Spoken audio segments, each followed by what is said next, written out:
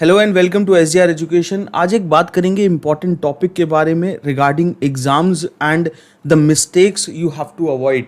कौन कौन सी ऐसी गलतियां हैं जो हम अपनी एग्ज़ाम प्रिपरेशन में करते हैं जिससे कि हमारे रिजल्ट्स सही नहीं आते, और कौन सा ऐसा पाथ है जो हमें फेलियर से सक्सेस की तरफ लेके जा सकता है। और ऐसी 5 मिस्टेक्स जो हमको कोई भी एग्ज़ाम प्रिपेयर कर रहे हो चाहे हमें अवॉइड करनी चाहिए। अगर आप इस वीडियो को पहली बार देख रहे हैं तो आप मुझे अनअकैडमी पे फॉलो कर सकते हैं नवीन साग प्रोफाइल के नाम से, और हमारे टेलीग्राम ग्रुप को ज्वाइन कर सकते हैं एसजीआर एजुकेशन। दोनों का लिंक आपको डिस्क्रिप्शन में मिल जाएगा। और अनअकैडमी की ऐप को डाउनलोड करके नवीन साग लाइव कोड लगा के मेरी जितनी भी क्लासेस हैं उन सबको आप अनलॉक कर सकते हैं। और साथ ही साथ अगर आप 10% डिस्काउंट के लिए भी इस कोड का यूज़ कर सकते हैं। वहाँ पर रोज़ रात को 9 बजे फ्री क्लास होती है, उसको ज़रूर ज्वाइन करा करिए, जिसके थ्रू हम पेपर 1 के क्वेश्चंस करते हैं उस क्लास के अंदर, तो आप अच्छे से प्रिपेयर कर सकते हैं। देखिए, बात करते हैं सबसे पहले एक मिस्टेक के बारे में जो कि बहुत सारे कैंडिडेट्स कहीं ना कहीं अपनी एग्ज़ाम प्रिपरेशन के दौरान करते हैं। और मैं जब यहाँ कॉम्पिटिटिव एग्ज़ाम बोल रहा हूँ तो मैं सभी एग्ज़ाम्स की बात कर रहा हूँ। मैं सबसे पहले आपको एक चीज़ समझाना चाहता हूँ। देखिए, आप हो सकता है कि एक ऐसे स्टूडेंट हो जो कि 50% मार्क्स लाता हो, लेकिन वही 50% मार्क्स लाने वाला बहुत अच्छी मेहनत करके एक टाइम शायद 70% मार्क्स लेके आ जाएगा। उसको लगेगा कि मैंने 20% का तो इम्प्रूवमेंट किया है, लेकिन 20% का इम्प्रूवमेंट जो है उसके हिसाब से तो बहुत अच्छा था, लेकिन आप ही के साथी ने, मान लीजिए जो आपके साथ कंपेटिटिव एग्जाम प्रिपेयर कर रहा है, उसने 25% इंप्रूव कर दिया होगा 50 से, या फिर वो आपसे अच्छा पड़ गया होगा, तो यहाँ आपका रिजल्ट जो है वो फेल हो जाता है। तो कंपटीशन एग्जाम में कहीं ना कहीं ये डिपेंड नहीं करता कि हम कितना इंप्रूव कर रहे हैं, ये भी डिपेंड करता है कि हमारे साथ जो कंपटीशन में लोग हैं वो कैसा परफॉर्म कर रहे हैं। और अगर वो बहुत मेहनत कर रहे हैं तो आपको भी अपनी मेहनत को जो है अपस्केल करना होगा और आपको भी ज़्यादा मेहनत करनी होगी। कहीं ना कहीं ये चीज़ एक डिस्टिंक्टिवनेस जो है वो पैदा करती है। यही एक फ़र्क पैदा करने वाली चीज़ है। पहली चीज़ जो आपको गलती नहीं करनी है वो है से नो टू रिपीटेड रिविजन से। बार बार एक कॉपी को रिवाइज करना, बार बार सेम नोट्स को रिवाइज करना कभी भी अच्छा नहीं होता है। बार बार रिविजन्स ना करें। कई लोग होते हैं वो एक ही कॉपी को लास्ट के 1 महीने में 3-3 4-4 बार रिपीट कर लेते हैं। ये एक अच्छी चीज़ नहीं है। आपको रिविजन करनी है, रिविजन होनी चाहिए एनालिटिकल, रादर देन कि आप रिपीटेड रिविजन करें। आपको पहली रिविजन में इंपॉर्टेंट पॉइंट्स निकालने हैं। इंपॉर्टेंट पॉइंट्स निकालने के बाद आपको उस रिविजन में ये देखना है कि कौन सी ऐसी चीज़ें हैं जो मैं बार बार भूल रहा हूँ, और वो आइडेंटिफाई करके सिर्फ उनको पढ़ना है। और फिर सेकेंड चीज़ जो आप लोगों को नहीं करनी है वो है पाइलअप। देखिए, आप ज़्यादा मटेरियल और ज़्यादा किताबों का जो है उसको पाइलअप ना करें। क्यों? क्योंकि जितना आप ज़्यादा मैटर में जाएंगे, मान लीजिए कि आपने लास्ट के दिनों में एक 300 पेजेस की किताब उठा ली और फिर जो है उसे पढ़ना शुरू कर दिया, और उसके बाद आपको लगा कि नहीं नहीं मुझे एक और सब्जेक्ट करना चाहिए, और आपने अगेन 200 पेजेस की एक किताब उठा ली और आपने उसको पढ़ना शुरू कर दिया। ये सही तरीका नहीं है। अगर हम मटेरियल को पाइलअप करेंगे तो हम अपनी प्रिपरेशन को और ज़्यादा स्लो कर देंगे, जो कि हमें और ज़्यादा नुकसान पहुँचाएगी लॉन्ग टर्म के अंदर। हमेशा हमें हमारी जो भी रिविजन होती है उसको प्रिसाइज रखना चाहिए, जितना हो सके उसे जो है स्पेसिफिक रखना चाहिए, रादर देन कि हम ज़्यादा अभी किताबें पढ़ेंगे, बहुत सारा मटेरियल एक ही सब्जेक्ट का इकट्ठा कर लेंगे, मान लीजिए कि उस सब्जेक्ट से सिर्फ 2 क्वेश्चन आए पेपर में, तो ये बहुत गलत हो जाएगा। हमें यहाँ पर अपने मटेरियल को पाइलअप नहीं करना है। हमें यहाँ पर अपने नोट्स को और हमारी स्टडी को जो है यहाँ पर ये देखना होगा कि प्रिसाइज करें और स्पेसिफिक करें। अब ये प्रिसाइज और स्पेसिफिक कैसे करेंगे? देखिए, सबसे पहली चीज़ कि आपके जो नोट्स हैं वो आपका सबसे बड़ा खजाना होते हैं। हम अक्सर एक शिकायत करते हैं कि हम जब नोट्स बनाते हैं तो सर एक क्लास को पहले लाइव देखो, उसके बाद उसकी रिकॉर्डेड फॉर्म देखो। 1.5 घंटे की क्लास को हम जो है वो 3 घंटे में कंप्लीट कर पाते हैं अगर हम नोट्स बना रहे हैं, और हम क्या करते हैं उस टाइम पैसिव हो जाते हैं और नोट्स नहीं बनाते। लेकिन आज की डेट में आपके क्या काम आएगा? अगर आज आपके पास उस 1.5 घंटे की क्लास के नोट्स हैं तो आप उस क्लास को 20 मिनट में रिवाइज कर पाओगे अपने नोट्स के थ्रू। और नोट्स इसीलिए एक ऐसी इन्वेस्टमेंट होते हैं जो कि हम लंबे समय तक अपना टाइम काफ़ी लगा लगा के नोट्स को प्रिपेयर करते हैं, लेकिन अब लास्ट में वो इन्वेस्टमेंट की तरह काम आते हैं जो रिटर्न देती है हमें और हमारा टाइम बचाती है चीज़ों को करने में, और मटेरियल पाइलअप भी नहीं होता कभी। तो देखिए, सबसे इंपॉर्टेंट चीज़ है कि अगर आपने अभी तक नोट्स नहीं बनाए हैं तो अब मेरे ख्याल से 1 महीना है एनटीए नेट एग्जाम में, तो वो सही नहीं होगा। 1 महीने पहले एग्जाम से आप नोट बनाने नहीं बैठ सकते। आपको क्या करना होगा? आपको क्लासेस जो है वो करनी होगी। लाइव क्लासेस में जो है क्वेश्चंस लगाने होंगे। आपको ये देखना होगा कि आप कौन से एरियाज़ में मॉक में मिस्टेक कर रहे हैं बार बार, और आइडेंटिफाई करके उन पर काम करना होगा। थर्ड स्टेप जो आपको जिससे बचना है, ज़्यादा से ज़्यादा क्वेश्चंस लगाना, ये आदत बहुत लोगों के अंदर होती है। देखिए, ये मैटर नहीं करता कि हम कितने ज़्यादा क्वेश्चंस लगा रहे हैं, ये मैटर करता है कि हम कितने क्वेश्चंस बहुत अच्छे तरीके से लगा रहे हैं। अच्छा तरीका क्या है? देखिए, एक क्वेश्चन पे टाइम स्पेंड करिए। ऐसा नहीं कि एक एमसीक्यू देखा और उसको जो है वो 20 सेकंड के अंदर करके साइड कर दिया और फिर उसको कभी याद ही नहीं किया और कभी उसको जो दिमाग में ही नहीं लाए। ऐसे क्वेश्चंस की जो है रिविजन करने से क्या फ़ायदा?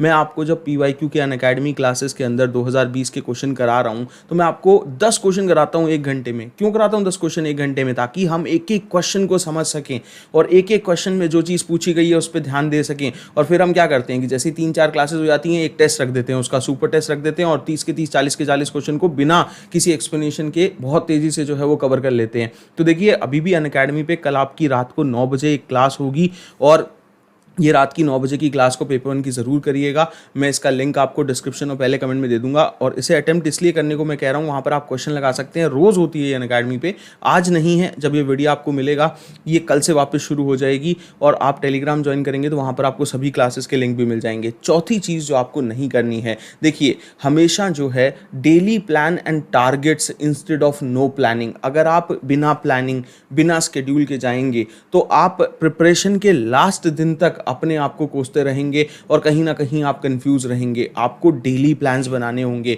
डेली के ऑब्जेक्टिव्स सेट करने होंगे, छोटे छोटे प्लान्स और ऑब्जेक्टिव्स बना के आपको उनके ऊपर काम करना होगा। और जब तक वो अचीव नहीं होते हैं, मत सो। जब तक 1 महीने अगर नींद भी आपकी कम हो गई तो उससे कोई फर्क नहीं पड़ता। मैंने कल आपको एक चीज़ बताई थी कि कल मैंने पीवाईक्यू का वीडियो नहीं डाला था, जो मैं पेपर 1 के पीवाईक्यूज़ के लिए आपको 50 वीडियो में कह चुका आपको कि मैं करवाऊंगा। मैंने नहीं डाला। क्लास हो गई मेरी 9 बजे से 10 बजे तक, लेकिन फिर भी दिमाग में ही रहा। और जब तक आपके टारगेट्स पूरे नहीं होते, आपको नहीं रुकना है। तो मैंने वो वीडियो डाला उस टाइम ही। तो यहाँ पर हमें कमिट करना होगा कि हम जो डेली प्लान बनाते हैं, डेली की चेकलिस्ट बनाओ सुबह उठ के कि आज क्या क्या करेंगे, आज कौन सी रिविजन करेंगे, आज कौन सी क्लासेस लगाएंगे। और जब तक वो सारे बॉक्सेस जो है वो क्लिक नहीं हो जाते, तब तक उस चीज़ को मत छोड़िए। देखिए, हमें ये समझना होगा कि हमें यहाँ पर कोई भी ऐसा टारगेट ज़रूर लेना चाहिए जो हम दिन में पूरे कर सकें। और ज़्यादा एम्बिगिटी मत दिखाइए, बहुत लंबे चौड़े टारगेट्स मत सेट करिए, छोटे छोटे टारगेट सेट करिए। अगर आप लंबे समय तक पढ़ाई नहीं कर पाते, ध्यान नहीं लगा पाते, तो 30-30 मिनट के शॉर्ट इंटरवल्स में पढ़िए। मैं आपको एक एग्जांपल देता हूं। जब भी हमारा एग्जाम होता है, उससे एक दिन पहले हम कितना पढ़ते हैं? हम पूरी की पूरी बुक पढ़ जाते हैं, लेकिन वही पूरी बुक हम फिर 12 महीने भी पढ़ते हैं, तब भी हमसे पूरी नहीं होती और वो एक ही दिन में पूरी हो जाती है। ये मैटर करता है कि हमारी पढ़ते हुए प्रोडक्टिविटी कितनी है। ये मैटर करता है कि हम पढ़ते हुए कितना ध्यान लगा रहे हैं और कितने एफिशिएंट है। तो हमें ये समझना होगा कि हम अपने डेली प्लान्स बनाएं, बिना प्लानिंग के ना चलें, बिना शेड्यूल के ना चलें। शेड्यूल बड़ी पर्सनल चीज़ होती है, अपने हिसाब से बनाइए।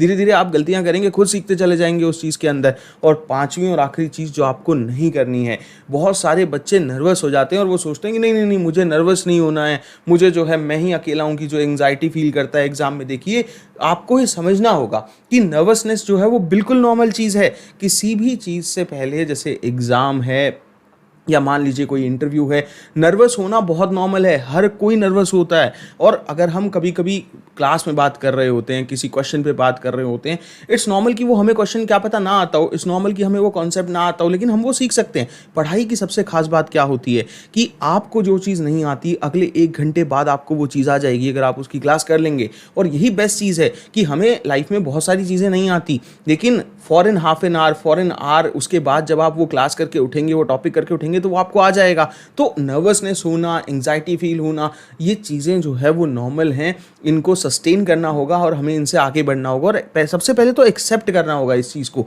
कि अगर कोई व्यक्ति एग्जाम हॉल में जाते ही नर्वस होता है तो कौन नहीं नर्वस होता। एक्सेप्ट करिए इस चीज़ को। लेकिन जैसे ही कुछ टाइम बीतेगा, आप कुछ क्वेश्चन सॉल्व करना शुरू करेंगे, तो आपकी वो नर्वसनेस ऑटोमेटिकली चली जाएगी और आप एग्जाम के लिए खुद को तैयार करने के लिए ज़्यादा से ज़्यादा मॉक लगाया करिए, क्वेश्चन सॉल्व करा करिए जो डेली क्लासेस होती है उनमें, और ज़्यादा से ज़्यादा अपनी प्रैक्टिस में इंप्रूव किया करिए और अपनी मिस्टेक्स को आइडेंटिफाई किया करिए। देखिए, हम एक बात जान लें कि बहुत सारे लोग मुझे कहते हैं और बहुत बार कहते हैं कि मॉक में अच्छे नंबर नहीं आ रहे, क्वेश्चंस हमारे सॉल्व नहीं हो रहे। मैं हमेशा एक ही बात कहता हूं कि आप मिस्टेक्स करिए, लेकिन उन्हीं मिस्टेक्स को आप दोबारा कमिट मत करिए। क्योंकि अगर आप एक मिस्टेक कर रहे हैं तो आप उसको करेक्ट कर लेंगे, लेकिन वही मिस्टेक आप बार बार हर अटेम्प्ट में कर रहे हैं तो वो चीज़ गलत हो जाती है। तो हमें मिस्टेक्स करने से जो है वो नहीं घबराना, हमें मिस्टेक करने से जो है वो अपने आप को दुखी नहीं करना, रादर कि हम रिपीटेड मिस्टेक्स करें तो हाँ हमें उस पर ध्यान देने की बहुत ज़रूरत है, तब हम एक गलत स्थिति में हैं। तो हमेशा ध्यान रखिए कि नर्वसनेस नॉर्मल है, किसी भी एग्जाम से पहले एंग्जाइटी फील होना नॉर्मल है, किसी भी इंटरव्यू से पहले नर्वसनेस एंग्जाइटी फील होना नॉर्मल है,